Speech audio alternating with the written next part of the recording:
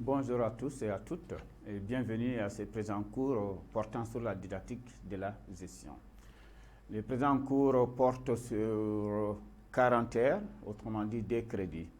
Donc nous allons faire des cours magistraux, réaliser des travaux dirigés, faire des travaux pratiques et chacun d'entre vous va réaliser des travaux personnels aussi. Donc celui qui est chargé d'assurer le présent cours devant vous, c'est votre serviteur Konipo Ousmane, docteur en développement rural.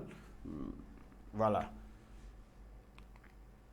Donc c'est intéressant, avant de commencer ce cours, pour que vous compreniez ce cours qui est à l'intention des enseignants-chercheurs des institutions d'enseignement supérieur public et privé du Mali, intervenant dans le domaine des sciences économiques et des sciences de gestion.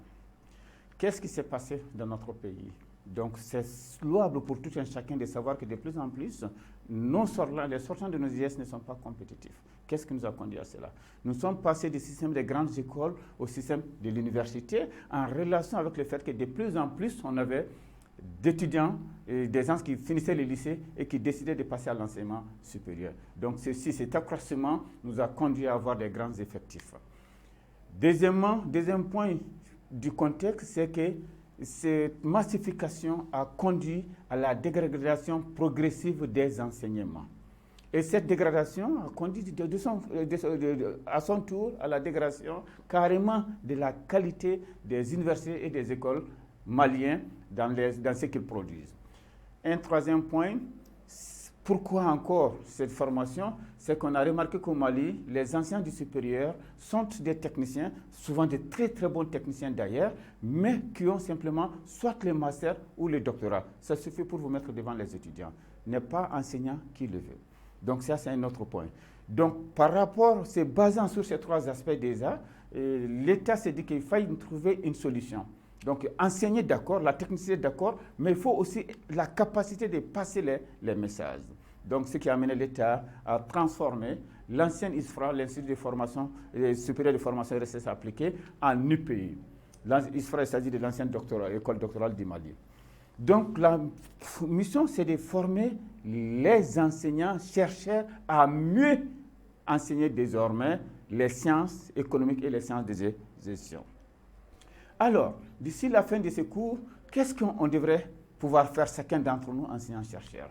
Chacun d'entre nous qui intervenons dans les domaines spécifiquement de l'enseignement, de la gestion d'entreprise, nous devons être capables de faire passer les connaissances des bases de la gestion. Chacun d'entre nous doit être capable de faire passer ça dans une classe devant les étudiants. Deuxième objectif, chacun d'entre nous doit être capable d'amener les étudiants à intégrer certains concepts principaux de la gestion, qu'on verra par la suite. Le troisième objectif est que chacun d'entre nous, à travers nos essences, devrait être capable de proposer un processus pour mettre en place, n'est-ce pas, une démarche de formation, une démarche appropriée à l'apprentissage de la gestion. Enfin, comme d'ailleurs je viens de le dire, un dernier point, c'est de la mise en place de cette pratique-là. Donc l'atelier porte sur ça. Pour cela, je voudrais que chacun, à son niveau, prenne un papier et essaie de répondre à deux petites questions. Première question, pour une formation en gestion d'entreprise, quelles sont les connaissances essentielles à faire passer? Deuxième question, quels sont les principaux concepts à maîtriser par un étudiant dans un cours de gestion d'entreprise? À vos bics.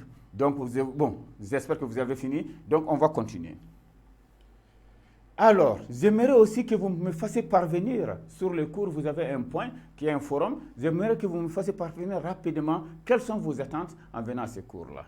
Donc, vous êtes des enseignants, on vient travailler avec vous, vous avez entendu que c'est la didactique de la gestion. Quelles sont vos attentes de ce cours?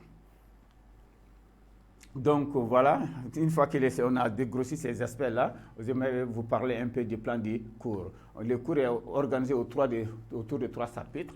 Premier chapitre, connaissances essentielles en gestion d'entreprise. Chapitre de approche méthodologique pour enseigner la gestion et leurs outils. Donc, on va avoir des cas pratiques de TD et de TP. Chapitre 3, les approches possibles pour une évaluation des apprentissages et ou des compétences issues des enseignements en gestion.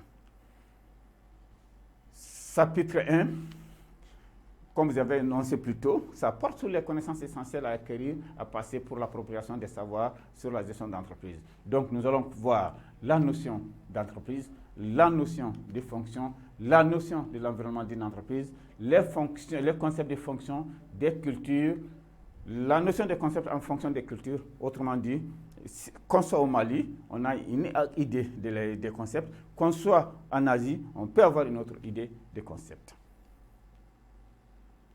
Bon, avant, on va commencer les chapitres D. Il porte sur quelques outils. Quels sont les outils et ressources pédagogiques adaptés pour la formation en gestion. Donc, le travail va se faire en forum, n'est-ce pas? Je vais vous envoyer un lien après ces cours et vous allez pouvoir discuter un peu. Quels sont les meilleurs outils à mettre en place pour pouvoir réussir une formation en gestion, pour pouvoir faire passer. Donc, moi, je proposerais, par exemple, dans mon cas, je proposerais comme outil pour l'étude de gestion une entreprise. Pourquoi? Les étudiants sont pour la plupart des gens qui viennent de nos lycées, ils n'ont jamais eu à gérer une entreprise. Donc, il fallait les amener à faire une immersion au sein d'une entreprise. Donc, forcément, pour qu'ils comprennent. Donc, de cette immersion, ils vont pouvoir savoir automatiquement c'est quoi les composantes essentielles d'une entreprise, c'est quoi la notion de fonction. Ils vont pouvoir palper la notion de fonction. Donc, une fois qu'ils ont fait ça, l'autre chose que j'aimerais, moi c'est une proposition, après on va échanger sur le forum par rapport à ça. Les fonctions essentielles d'une entreprise. Il faudrait que chacun de vos étudiants puisse pouvoir lister quelles sont les fonctions essentielles au sein d'une entreprise pour pouvoir, pour chaque fonction, expliquer c'est quoi les contenus. Pour chaque fonction, n'est-ce pas, expliquer quel est son rôle au sein d'une entreprise, n'est-ce pas? Et finalement, quelle est l'interrelation entre chaque fonction et une autre fonction au sein d'une entreprise. Si un étudiant parvient à faire ça, ça aussi c'est assez bien. Donc l'autre chose, l'entreprise n'évolue pas en vase clos.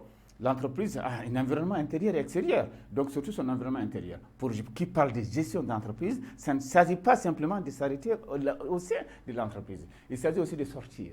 Il s'agit de savoir quels sont les différents services, que ce soit de l'État ou d'autres services privés, qui sont en relation avec l'entreprise. Donc ça, c'est les chapitres. Donc, je me suis arrêté là, malheureusement.